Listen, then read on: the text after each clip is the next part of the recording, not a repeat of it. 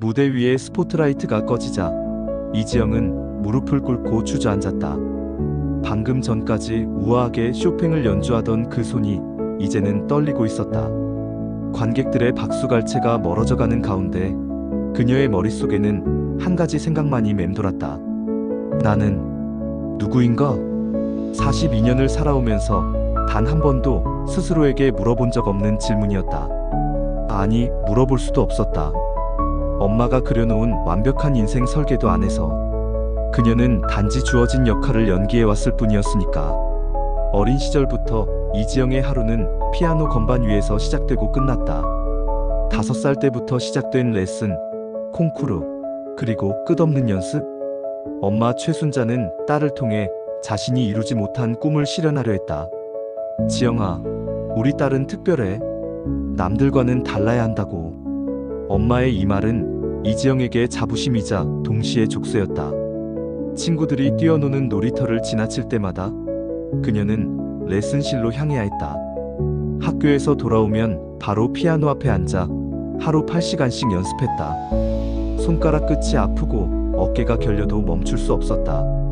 중학교 때 같은 반 친구 민지가 생일 파티에 초대했다. 처음으로 받은 생일 파티 초대장을 들고 설레는 마음으로 집에 돌아왔지만 엄마의 대답은 차갑기만 했다. 그런 시간에 연습하는 게 낫겠다. 다음 달 콩쿠르가 있잖니. 그날 밤 이지영은 베개를 적시며 울었다. 하지만 다음 날 아침이 되자 다시 피아노 앞에 앉았다. 엄마의 기대를 저버릴 수 없었다. 아니, 저버리는 방법을 몰랐다. 고등학교 시절 이지영은 전국 청소년 피아노 콩쿠르에서 1등을 차지했다. 엄마의 눈에는 기쁨의 눈물이 흘렀고 아빠는 처음으로 딸을 자랑스럽게 바라봤다. 그 순간 이지영은 깨달았다. 자신의 존재 가치는 오직 피아노 실력에 달려있다는 것을. 음대를 졸업하고 이지영은 프로 피아니스트가 되었다. 겉으로 보기에는 성공한 인생이었다. 정기 연주회, 음반 발매, 그리고 제자들까지. 엄마는 딸을 자랑하며 동네 사람들에게 자랑했고 이지영은 그런 엄마를 보며 뿌듯해했다. 하지만 무대 뒤에 이지영은 달랐다. 연주가 끝나면 찾아오는 공허함, 박수갈채 속에서도 느끼는 외로움. 그녀는 자신이 진정 원하는 것이 무엇인지 알 수 없었다. 피아노 말고는 아무것도 해본 적이 없었으니까. 30대 중반, 이지영은 같은 음악계에서 활동하는 민수와 결혼했다. 엄마가 선택한 남자였다. 음악을 하는 사람끼리 결혼하면 서로 이해할 수 있을 거야 라는 엄마의 말에 고개를 끄덕였다. 사랑이 무엇인지, 자신이 어떤 사람을 좋아하는지도 모른 채로 결혼 생활은 평탄했다. 아니, 평탄해 보였다. 민수는 착한 남자였고 이지영의 음악 활동을 지지해줬다. 하지만 그들 사이에는 진정한 소통이 없었다.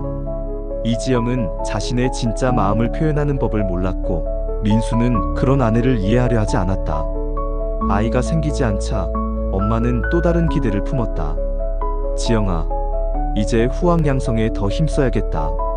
너 같은 실력자가 제자들을 가르치면 얼마나 좋겠니? 이지영은 또다시 고개를 끄덕였다. 자신의 의견이 무엇인지 묻지도 않고 생각해 볼 시간도 주지 않은 채로. 그렇게 그녀는 레슨실을 차리고 제자들을 가르치기 시작했다. 40대에 접어들면서 이지영에게는 이상한 증상이 나타나기 시작했다.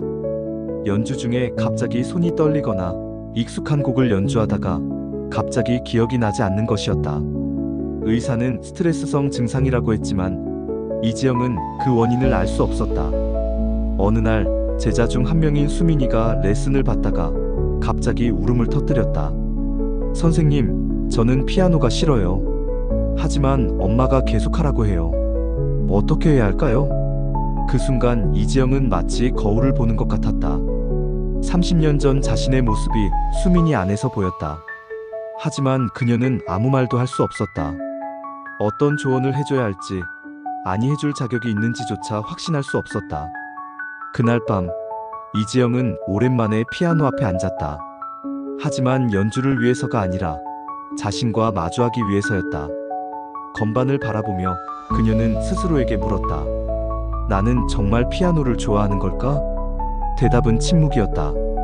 42년을 살아오면서 단 한 번도 자신의 진짜 마음을 들여다본 적이 없었다는 사실이 그제야 명확해졌다. 며칠 후 이지영은 엄마에게 조심스럽게 말을 꺼냈다.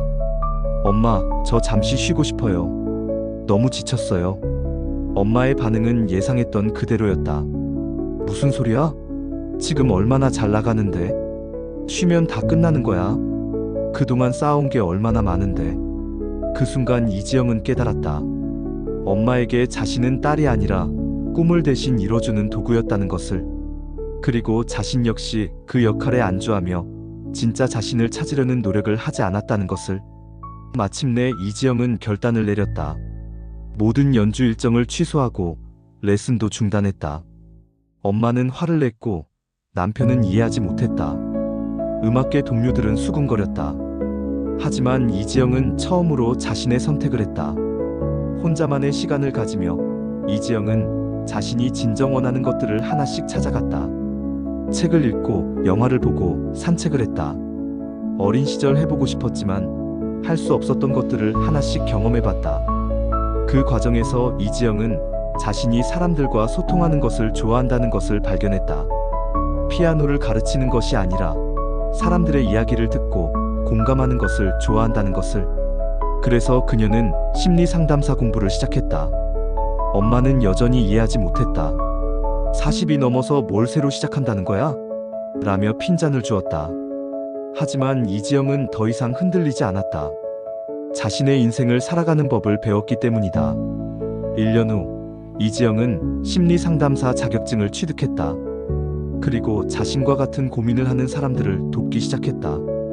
부모의 기대에 짓눌려 자신을 잃어버린 사람들, 진짜 자신이 누구인지 모르는 사람들을 만나며 이지영은 비로소 자신의 존재 가치를 찾았다. 어느 날 오랜만에 피아노 앞에 앉은 이지영은 놀라운 것을 발견했다. 의무감이 아닌 순수한 즐거움으로 연주할 때의 음악이 얼마나 아름다운지를.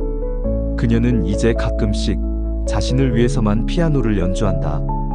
엄마와의 관계도 조금씩 변화하고 있다. 여전히 완전히 이해하지는 못하지만 딸의 선택을 존중하려고 노력하고 있다. 그리고 이지영은 엄마에게 말했다. 엄마, 저는 이제 진짜 행복해요. 처음으로 제가 누구인지 알 것 같아요.